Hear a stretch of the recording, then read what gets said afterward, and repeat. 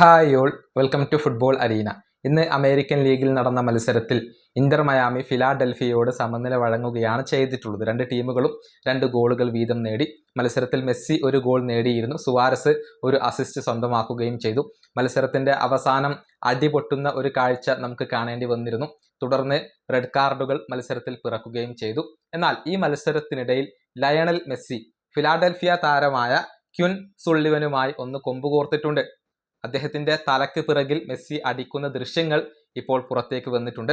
അതായത് മത്സരത്തിനിടയിൽ ഫിലാഡൽഫിയ താരമായ സുള്ളിവനും മെസ്സിയും തമ്മിൽ ചെറിയ ഒരു വാക്ക് തർക്കം ഉണ്ടാവുന്നു. ആ വാക്ക് തർക്കത്തിനിടയിൽ മെസ്സിയോട് എന്തോ സുള്ളിവൻ പറയുന്നുണ്ട്. അത് മെസ്സിക്ക് പിടിച്ചില്ല. തുടർന്ന് മെസ്സി സുള്ളിവന്റെ തലക്ക് പിറകിൽ ഒന്നടിക്കുകയാണ്. ഇതോടുകൂടി അദ്ദേഹം മെസ്സിക്ക് നേരെ വരികയും ഇരുവരും തമ്മിൽ ഏറ്റുമുട്ടുകയും ചെയ്യുന്നു. പക്ഷേ പിന്നീട് റഫറി അവിടെ ഇടപെട്ടു സുള്ളിവനെ പിടിച്ചു മാറ്റി എന്നുള്ളതാണ്. ഈ വിഷയത്തിൽ ഇപ്പോൾ MLS-ലെ അച്ചടക്ക കമ്മിറ്റി അന്വേഷണം ആരംഭിച്ചിട്ടുണ്ട്.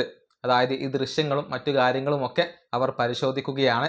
ലയണൽ മെസ്സി എതിർ താരത്തിന്റെ തലക്ക് അടിച്ച ഈ വിഷയത്തിൽ മെസ്സി കുറ്റക്കാരനാണ് എന്ന് കണ്ടെത്തിയാൽ ഒരുപക്ഷെ അദ്ദേഹത്തിന് നടപടികൾ നേരിടേണ്ടി വരും, ശിക്ഷകൾ നേരിടേണ്ടി വരും എന്നുള്ളതാണ്. അച്ചടക്ക കമ്മിറ്റി ഈ വിഷയത്തിൽ ഇപ്പോൾ ഇൻവെസ്റ്റിഗേഷൻ ആരംഭിച്ചിട്ടുണ്ട്.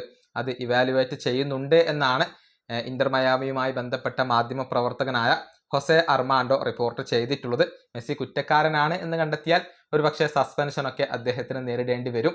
ഏതായാലും ഇന്റർ മയാമിയെ സംബന്ധിച്ചിടത്തോളം ഇന്നത്തെ മത്സരത്തിൽ സമനില വഴങ്ങേണ്ടി വന്നു എന്നുള്ളത് ഒരൽപ്പം നിരാശ നൽകുന്ന കാര്യമാണ്. സമീപകാലത്തെ റിസൾട്ടുകൾ അത്ര പോസിറ്റീവായ ഒന്നല്ല. അവസാനത്തെ 4 മത്സരങ്ങളിൽ ഒന്നിൽ പോലും വിജയിക്കാൻ ഇന്റർ മയാമിക്ക് കഴിഞ്ഞിട്ടില്ല. ഈ വീഡിയോ അവസാനിപ്പിക്കുന്നു. അടുത്തൊരു വീണ്ടും കാണാം.